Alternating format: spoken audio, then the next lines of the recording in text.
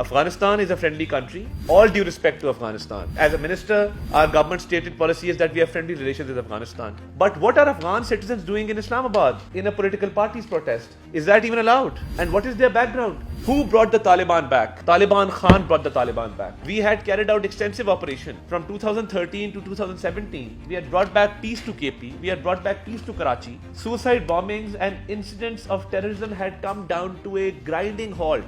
They had come down to zero, and the Chief Minister is not interested.